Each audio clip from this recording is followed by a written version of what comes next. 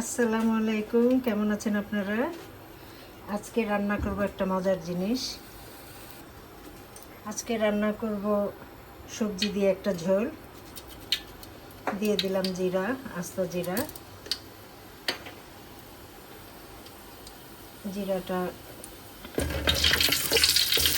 একটু ভাজা ভাজা হয়েছে। বাটা মশলা দিয়ে দিব, পেঁয়াজ বাটা,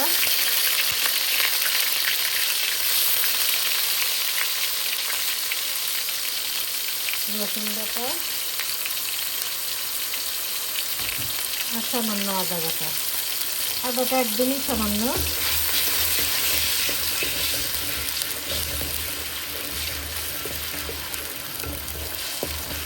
গরমে এরকম একটা পাতলা তরকারি খুবই ভালো লাগে।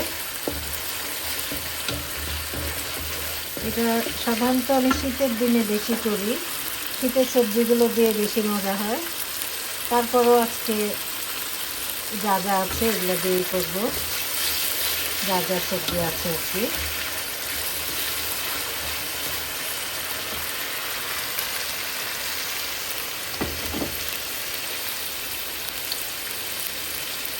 দিয়ে দিলাম হলুদের গুঁড়া, সামান্য মরিচের গুঁড়া, বাটা মশলা আর গুঁড়া মশলা একসাথেই কষাবো।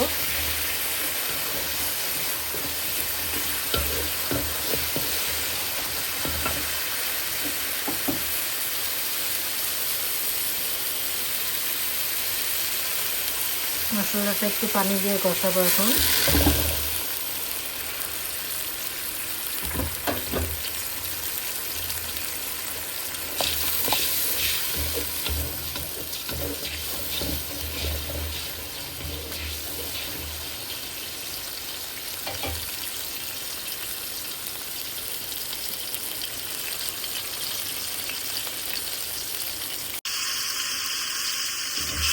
মশলাটা কষানো হয়ে গিয়েছে, এখন দিয়ে দেবো চিংড়ি মাছ।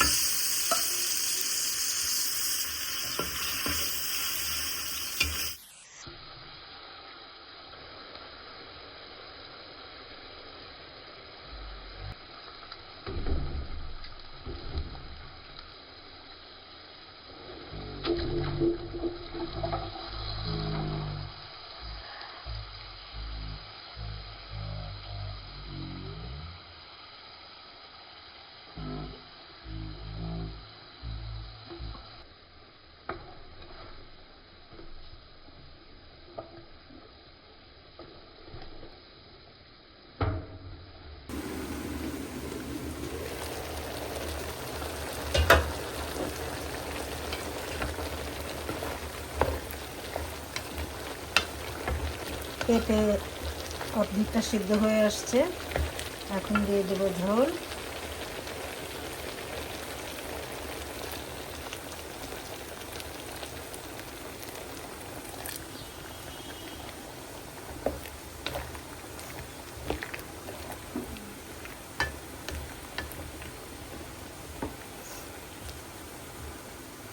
ফুটানো পানি দিয়েছি, তো এখন দিয়ে দিব কাঁকরোল আর ফুলকপি,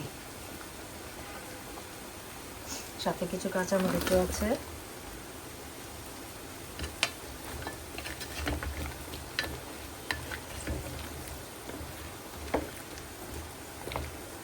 কাঁকরোলটা আগে দিলে একটু কালো কালো হয়ে যায়, এটা আমার ভালো লাগে না দেখতে, তো এই জন্য যাতে একটু সবুজ সবুজ থাকে এই জন্য পরে দিলাম।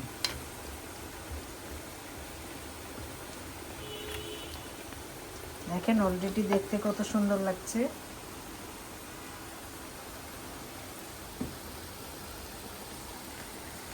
এখন একটু ঢেকে দিব আবার।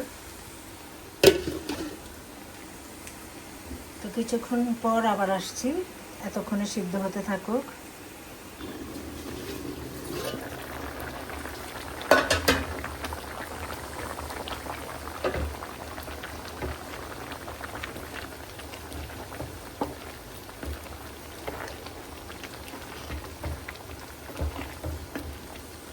আর একটু সিদ্ধ হবে।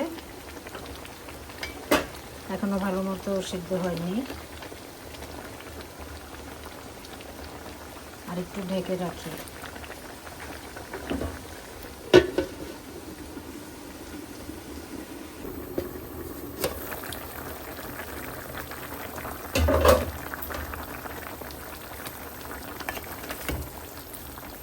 আমার ঝোলটা হয়ে এসছে।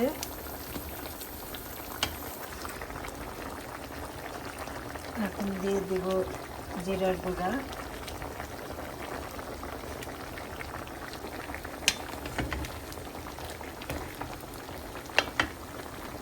আর দিয়ে দিব থানকুনি পাতা। থানকুনি পাতা অনেকে টাকা পাতা বলে। এই থানকুনি পাতার ঝোলটার টেস্টই অন্যরকম, খুব ভালো লাগে।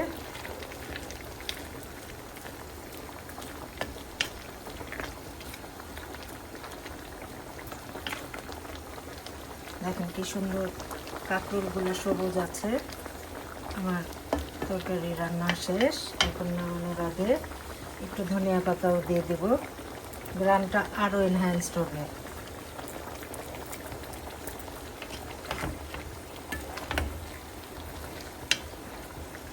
এই হলো আজকের রান্না।